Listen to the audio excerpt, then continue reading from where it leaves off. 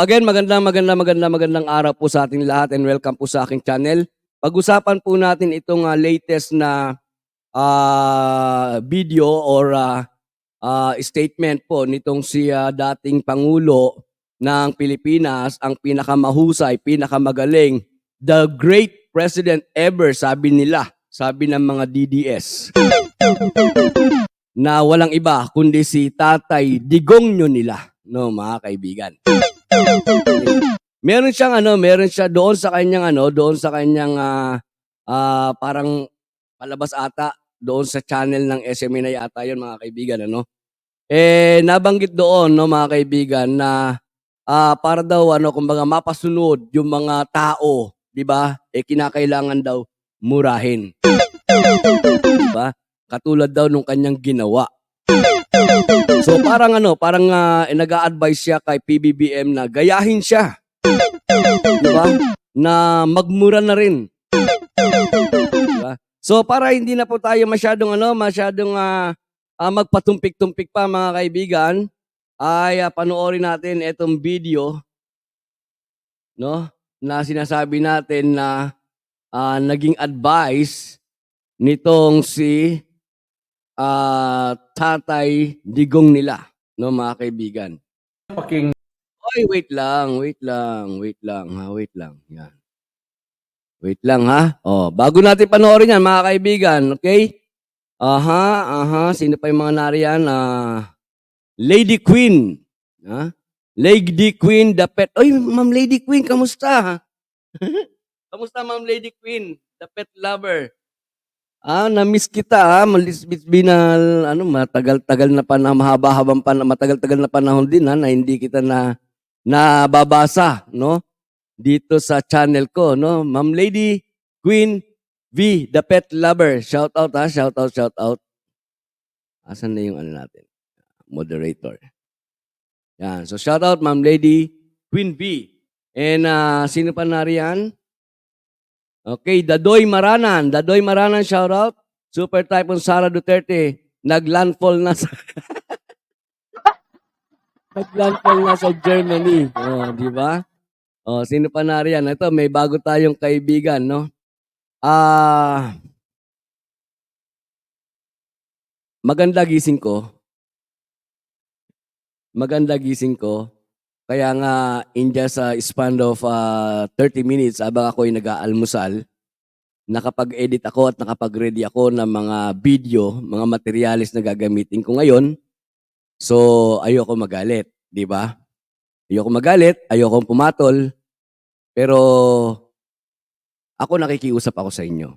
Yung ating comment section, bukas yan sa lahat, open yan sa lahat, okay?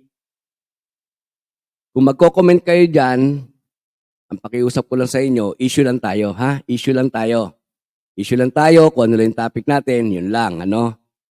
Ngayon, ako ay ipinanganak ng nanay ko, pinalaki ng magulang ko, pinakain ng magulang ko, tinuruan ng magulang ko, para hindi tawaging tanga, no? So, since unang komento mo yan, Pedro Canada, shout out sa iyo, ha? Pagbibigyan kita ngayon, palalagpasin natin, ha? Pero pag nakabasa pa ako, pag-aalmusalin kita, or kung tanghali na dyan sa kusan ka man naroon, kung gabi man dyan, di ba? Pakakainin kita ng isang malutong na hindi kakayanin ng sikmura mo, ha? Pagbibigyan kita ngayon, okay? Tuloy tayo, mga kaibigan. Kaloyal Alex, shout out. Magandang tanghali, Sir Al, sa lahat ng mga viewers. Magandang tanghali na rin sa DDS at Tangang Basher. Di ba? Romel. Shout out, Romel. Yan, okay? Alright. Sino pa mga nariyan? Sir, may dutae bobong supporters pala dito ngayon. Oo, kahit nakita ko rin yan kay Maestro Paul TV, no? Nandun din siya kanina.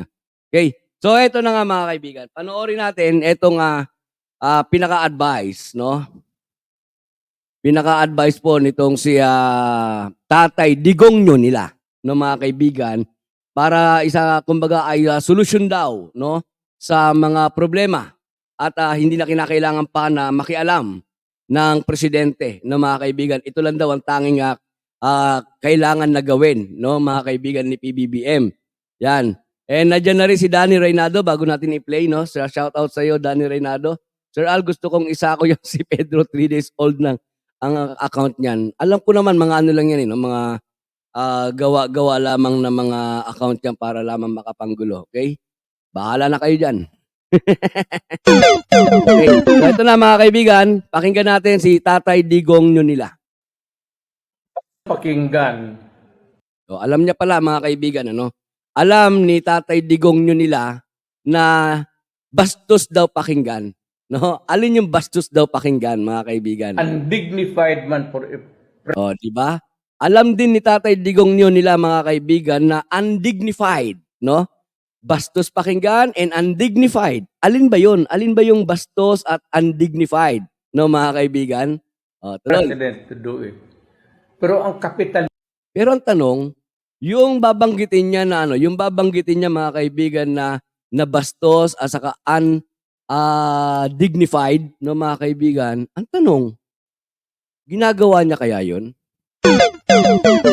Tuloy natin. mo dyan putang ina lang. Oh, 'di ba? Ang kapital lang daw niya, no mga kaibigan, ang kapital lang daw ni Digong, mga kaibigan, noong siya ay naging pangulo, walang iba kundi putang ina lang. Nakita ba ninyo mga kaibigan kung gaano kayo niloko? Mga DDS at saka mga Pilipino, na mga dating bumoto dito kay Tatay Digong nila. No mga kaibigan, paano kayo niloko? 'Di ba? Umamin na ngayon si Tatay Digong nila. Anong sabi niya? Ang tanging kapital ko lamang noong ako ay presidente, walang iba kundi ano? Putang ina niya. 'Di ba? Hindi, real talk tayo mga kaibigan, real talk tayo, real talk tayo. Totoo naman 'di ba? Nakuha lang niya yung atensyon ng mga Pilipino because of that word putang ina. 'Di ba? Kasi sa haba ng panahon, sa tagal ng panahon mga kaibigan, naku lumabas na naman yung aking wifi icon, pagbigyan mo ko ha. Sandali lang itong aking ano, no? Sa haba ng panahon mga kaibigan, 'di ba? Na okay, mag-umpisa tayo hanggang doon sa mapalabas o maalis nila sa pwesto. Actually, hindi naalis 'di ba? Nung bumaba sa Malacanang si Apo Lakay, umpisa doon, no mga kaibigan. Mula sa mga Aquino. Tapos ilang eleksyon na nagdaan, di ba? Sa panahon ng mga kampanyahan, no? Halos ang naririnig natin lagi kapag nangangampanya yung mga politiko, di ba? Ang gaganda, mga mabubulaklak na salita, di ba? Pero noong 2016 ay nanibago ang taong bayan. Di ba? Nagulat ang taong bayan na ito yung kumbaga ay real talk tayo mga kaibigan. Kumbaga ay bukod tangi, no? Bukod tangi na talaga namang nagmumura sa kampanya, 'di ba? And because of that putang ina, kaya tama din tama din si Digong nila mga kaibigan na ito lang yung kanya naging capital. 'Di ba? Ito lang yung kanya naging capital nung siya ay maging presidente. Alin 'yan? 'Di ba? Yung putang ina. No, mga kaibigan, so nabudol tayo. Ngayon, ano ang gusto niyang palabasin dito? Tuloy natin. Putang ina ninyo. Nagtatrabaho ba kayo? Putang ina ninyo. Pag hindi ninyo sabi, mga putang ina kayo, sabihin ninyo, kasi magdala ako ng tao o maipapalit ako sa inyo. So, ganun pala ang sinasabi niya mga kaibigan. No? Kapag kalibawa, yung mga nasa cabinet member niya, di ba?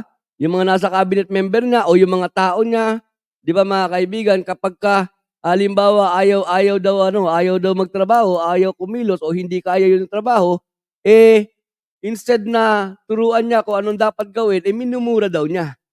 Diba? Dinadaan na lang daw niya sa putang ina. Oh. Mga putang ina kayo. Yan. Tapos ang istorya. Oh, tapos ang istorya, di ba? Basta nabanggit niya yung putang ina kayo, tapos ang istorya, no mga kaibigan. Oh, tuloy. Kung wala kang putang ina, magtrabaho kayo dyan. Sabihin mo naman ng presidente, magtrabaho lang kayo dyan. Talagang mapapatrabaho. We bide our time. Tapos sabi mo, So, waste of time daw mga kaibigan kapag halimbawa, yung mga nasa kabinete mo, yung mga sekretary mo, sinabihan mo na magtrabaho kayo dyan. Pero walang putang ina, waste of time daw. Hindi daw kayang pasunurin. Parang ganun, no, mga kaibigan? Hindi niya kaya magpasunod ng tao kung walang putang ina. Di ba? Tuloy. Presidente kanina nagpatawag ng sa Malacanang. Pinutang ina kami. Sabi niya, putang ina kayo, mga cabinet member, kung hindi inyo kaya, mga putang ina kayo, sabihin ninyo. Kasi maraming executive dyan, graduate ng anong-anong mga university. Puro bright yan. Putang ina, papalitan ko kayo, mga putang ina kayo. So yon mga kaibigan, the keyword in here, no, na pinaka naging solusyon ni Tatay Digong nila, no, mga kaibigan, nung panahon na siya ay pangulo, walang iba talaga kundi putang ina. Di ba? Ngayon, ang sabi niya, yung putang ina, yun lang daw ang kanyang naging kapital. So, alamin natin, no, mga kaibigan, di ba? Kamusta ba ang Pilipinas sa loob ng 6 na taon na pagiging pangulo ni Tatay Digong nila, Digong nyo nila, no, mga kaibigan. Di ba? Nakita natin. Ano yung nasolusyonan? Ano yung nasolusyonan at ano yung naging progreso ng bayan natin sa panahon ng pamumuno ng isang dating pangulo, mga kaibigan, na walang ibang naging kapital kundi putang ina. Di ba? Kaya nga nagkaletse-letse rin ang bayan. Di ba? Walang nangyari. Di ba, mga kaibigan? May naghahanap dyan ng 20 kilo na bigas, no, mga kaibigan. Ay, hindi pala naghahanap, sorry naman. No, mamaya babasahin ko yan, ano? Ibig sabihin, talagang naging disaster ang bansa. Aminin natin, mga kaibigan, ano? Alam ko sa mga DDS mabigat at mahirap tanggapin ito, pero yun ang katotohanan. 'Di ba? Wag na kayong maging hipokrito pa. 'Di ba? Wag ninyong sabihin na the great president ever na nagkaroon ng Pilipinas ay walang iba kundi si Duterte. Wag niyo na sabihin, wag niyo nang pagtakpan, mga kaibigan. Aminin natin sa sarili natin. 'Di ba? Na maging kayo ay naramdaman din ninyo. 'Di ba? Naramdaman din ninyo kung gaano naging lugmok ang Pilipinas sa panahon ng pamumuno ng isang Duterte. 'Di ba, mga kaibigan? Kung maging sa ibang bansa, dahil tayo OFW, ito alam niya ng mga OFW, 'di ba? Maging sa ibang bansa, mga kaibigan. Ano ang tingin sa mga Pilipino pagka meron ako nakakausap, lalo na yung mga ibang lahi na marunong magtagalog, 'di ba? Ang tinatanong nila, bakit daw ganun yung presidente? Minsan ang tawag nila sa mga Pilipino, "Oy, kabayan, putang ina mo." 'Di ba? Yun yung mga natutunan eh. Yun ang mga natutunan. And hindi nakakapagtaka, mga kaibigan. Bakit? Kasi nga, yun lang yung sabi nga ni Duterte kanina, di ba? Ang tanging naging kapital ko bilang presidente, mga kaibigan, ay yung putang ina. Di ba? Ngayon, gusto niya, no, mga kaibigan, alam niyo mahaba itong video na ito, no?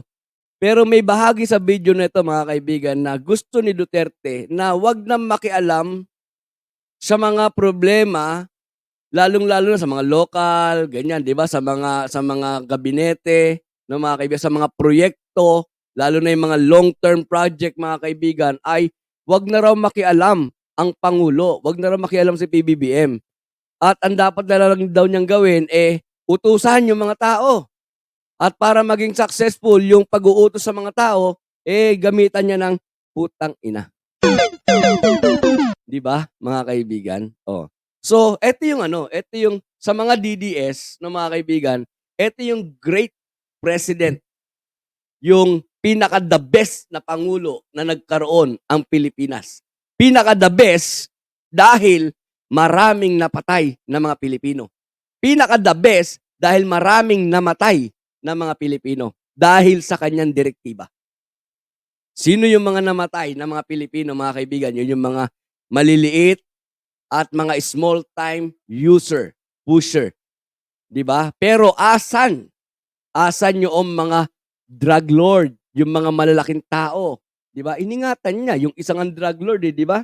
Anong ginawa niya ron sa isang drug lord? Ginawa niya pang economic advisor, 'di ba? Kaya mahusay, 'di ba? Mahusay. Mahusay itong dating pangulo na ang pangalan ay Tatay Digongyo nila, no, mga kaibigan. So yan, hindi na natin masyado pahabain pa, 'di ba?